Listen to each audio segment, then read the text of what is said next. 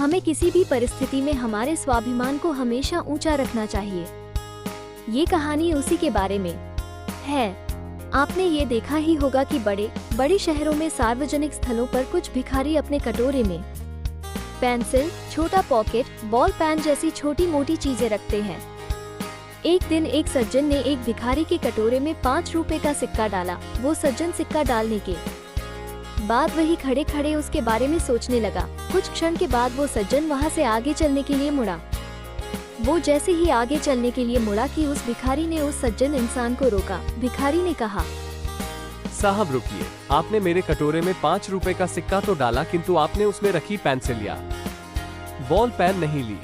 साहब आपको जो भी पसंद हो वो मेरे इस कटोरे में से ले लीजिए। भिखारी की बात सुनकर वो सज्जन इंसान बोला, भाई मैंने तो तुम्हें भिखारी समझकर सिक्का दिया है।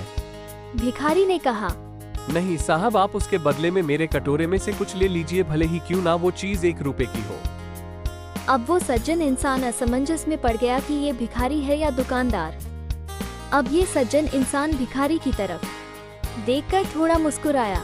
भिखारी ने उसे कहा, साहब हालत ने मुझे भिखारी जरूर बना दिया है, लेकिन मेरा थोड़ा सा आत्मसम्मान अब भी बचता है। साहब अगर आप उस सिक्के के बदले में कुछ भी ले लेंगे तो मुझे कम से कम इतना संतोष रहेगा कि भिखारी होने के बावजूद भी मैंने अपना स्वाभिमान नहीं खोया है।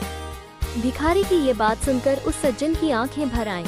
उस सज्जन इंसान ने अपने पर्स से 500 रुपए का एक नोट निकालकर उस भिखारी के कटोरे में रख दिया और उसके कटोरे में से सारा सामान जो 100 रुपए से ज्यादा मूल्य का नहीं था वो सब लेकर उससे पूछा, भैया 500 रुपए कम तो नहीं है? उस सज्जन इंसान की बात सुनकर वो भिखारी कृतज्ञ होकर बोला, साहब मैं आपका शुक्रिया किन शब्दों से अदा करूं? आपने तो मेरी जिंदगी में दरिद्र नारायण के रूप में आकर मेरे स्वाभिमान को फिर से ऊंचा कर दिया है। इससे तो मेरी पूरी जिंदगी बदल जाएगी।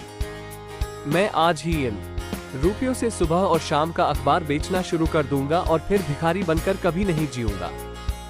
इस भिखारी की तरह सभी मनुष्य में आत्मसम्मान की भावना होती ही है। किसी में कम होती है तो किसी में ज्यादा, लेकिन होती जरूर है। ये भिखारी चाहे तो फिर से भीख मांगने का काम कर सकता था, लेकिन उसने ऐसा नहीं किया क्योंकि उसने ऐसा सोचा ही नहीं था कि मैं आजीवन भीख मांगने का काम करूँगा। हमारी सोच ही हमसे सब करवाती है। हम जैसा सोचते हैं वैसा बन जाते हैं।